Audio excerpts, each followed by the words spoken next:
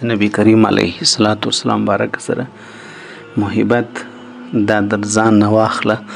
تر خپل مور و پلار تر خپل اولاد به هم زیات وي. دا په انسان واجب ده، دا لازم ده. محبت د رسول الله مبارک سره د ایمان له ټولو لوی نښانو سره لوی نښانه ده.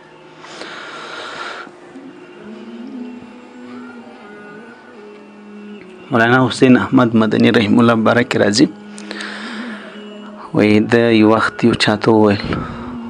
هغه رالی په ډېر جوش او په شو کې له د مدني رحم الله سره روغبړ کوي چې ورته ویې کتل ږیرې خریلی وو. وایي د په ډېره توندې لهجه د قهر او د غصې په صورت کې ورته وویل چې تا ته څه در پیښ دي ای د الله نیک بنده چې تا ته د نبي کریم علیه الصلاة والسلام مبارک د نقشې د صورت د هغو د شکل سره ضد دي. هغه تا ته په څه وجه ناخوښه دي؟ کمه کمې تا ته پکې معلومیږي. د رسول الله مبارک ښایسته ږیره وله تا اورېدلي دي که نه؟ څه چې انبیا راغلي دي او د هغه ملګري څوک پکې داسې نه ول چې یا خو دې د هغو ږیره نه یا خو دې هغه تاریکو جومات و. دا ډاکټر عبدالله رحم الله فرمایي دا د دې دوه د انبیاو د ملګرو یو اجتماعي دوه صفات ول. نو ده ورته ویلې چې تا ته څه در پېښه ده، څه ضد دي، په څه وجه دې دا ناخوښه ده چې تا ږیره کله کړې ده. بعضې کسان دونه په دې کې موږ ځړېدلي یو چې موږ یې پر ګناه هم نه شمېرو. هغه تر هغه بې دي چې هغه ځان ملامته ګڼي چې یاره زه خو بد کار کوم. افسوس دا دی ګناه ده چې نه په ورځ کې پاتې کېږي، نه په شپه کې، نه په لمانځه کې پاتې کېږي، نه بغیر لمانځه. په کوم حال کې چې مړ سي په همغه شکل به د خدای په حضور کې پیښیږي. نبی کریم علیه الصلاة والسلام ته یو دوه کس رالل د کسرا له طرف چې ورته ویې کتل رسول الله مبارک ږیرې خریلې وې او بریتونه یې غټ کړي ول. وایي د مبارک بیا مخ ځینې واړوي بیا نه ورته کتل ول تباسئ هلاکت دي وي ستاسو لپاره، افسوس دي وي ستاسو لپاره. دا تاسو په ځان داسې ولې کړي دي؟ اوس دا خلک د ځانه ښځې جوړي، خدای نر پیدا کړي دي دی د ښځې اختیار کوي، د ږیره نه پرېږدي. مثال درته نو هغه ورته ویل چې زموږ مشر یا زموږ څه شي د دې وجې رسول الله مبارک په ژوند نه ورته کتل، په ژوند په زندګي کې چې هغه د حقیقت پر دربار مې سترګې خلاص شي نو خدای خبر چې د ږیرې به کوم نقصان دی. د ږیرې پرېښودل د اسلام نښانه شعار او پرېښودل یې واجب دی. واجب سړی په ټول عمر کې د واجبو نه مخ ګرځولی. ته په خپله سوچ وکړه چې بیا به زما او ستا هغه نفلونه څه پیدا ما او تا ته وکړي، هغه اسکار تسبیح چې د درواغ واړو هغه به ما او تا ته څه پیدا وکړي، هغه نور د خولې صفایي ښه سړی یم نو څه پیدا به موږ ته وکړي. که مو وس ورسېدی ورونو د دې نه به تیر سو. یو کتاب دغه لیکلی دی مفتي اعظم رحمه الله حضرت مولانا مفتي شفیع رحمه الله ګناه بالعزت، هغه ګناه چې په هغه کې خوند نشته چې سړی هغه نسي پرېښولی نو هغه چې ستا ګناه چې ګټې کې بخښي کي هغه به څنګه پرېښودل شي. صحابه کرامو شراب توی کړل، د خدای حکم راغلی، خرڅول یې هم نه کړل خوښ. صحابه کرام د دې دین او د دې قرآن د دې هدایت لپاره هر څه په دې برابر کړل، مزاجونه یې ورته بدل کړل. موږ نسوار نسو پرېښولی، څونه کمزوري وجه ده. یو سړی د نبی کریم علیه السلام نه پوښتنه او تپوس وکړي چې قربان ای د الله پیغمبره، ای د خدای نازولې مور و پلار دې مې درته زار او صدقه سي، قیامت به کله چې دا دومره سختي وي چې دا سوال او جواب د هرې خبرې مبارکي چې زما عملونه تلل کېږي، زه به دومره بدې اخیستی یم چې زه به په خپله هم د نیکۍ په تله کې ورخېږم پسې، چې مور به پلار ته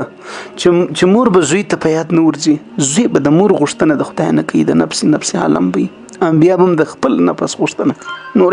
سار سړی به خپل اعمالو ته والی. نو قربان ای د خدای نازولې د قیامت به یې کله. رسول الله مبارک ورته فرمیل چې تا د هغو لپاره څه تیار کړي دي؟ قیامت خو یو دا دی چې مړ سوې قیامت دې شروع سي، حساب کتاب دې شروع کېږي، بس څه ته وې هغه عملونه دي کول ته به د هغو په حواله یې تا ته به د خپلو عملو اجر یا ثواب و بدله یا سزا و کتاب د سره کېږي بس شروع وي مانانو کار څو عمر انسان پکې راپسو خدای دې مو ساتي د قبر د عذاب او یو قیامت هغه دی چې ټول عالم به پکې راړنګېږي تا کړي څه دي د قیامت لپاره قیامت خدا دې یو دانه مخته درله را روان دی ورځ تر بلې درته راژوندی کېږي منټ په منټ درته راژوندی کېږي سکنډ په سکنډ درته راژوندی کېږي موږ په دنیا کې د هرې خبرې څونه سوچونه کوو نو وایي تا څه کړي دي ورله وایي ده ورته ویل چې قربانه د الله پیغمبره نه ډېر روژاتي یم چې ډېر روژې مې نیولې دي نفلي روژې نیسم او نه د کثرت لمانځو والا یم نه د کثرت صدقې والا یم او نه داسې بل کوم خاص عمل لرم چې زه نو د قیامت غوښتونکی یم چې هلک ژر دې راسي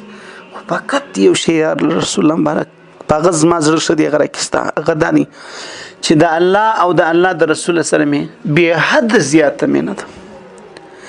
چې ماته د الله نوم اخیستل شوق راکې راولاړ سه ای د الله پیغمبر چې تا ونه وینم طاقت مې نه کېږي انس بن مالک رضی الله تعالی عنه فرمایي رسول الله مبارک ورته فرمایل المرء مع من احب انسان به د قیامت په ورځ دغه چا په پاټۍ کې وي په ډله کې به ولاړ وي هلته به ډلې د قومو پر سر خلک نه ځله جلا کېږي جلا کېدو دغه وجې دي هلته به انسان د هغه چا ملګری وي د چا سره چې محبت وي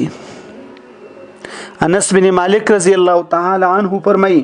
ما رأيت المسلمين فرحوا بشيء بعد الاسلام مثل فرحهم بها وما در دغه خبرې چې مسلمانان صحابه کرام څونه په خوشاله سول چې دا غو ټول محبت تر ځان تر اولاد تر مور پلار تر نورو قربانو د دنیا د اشیاو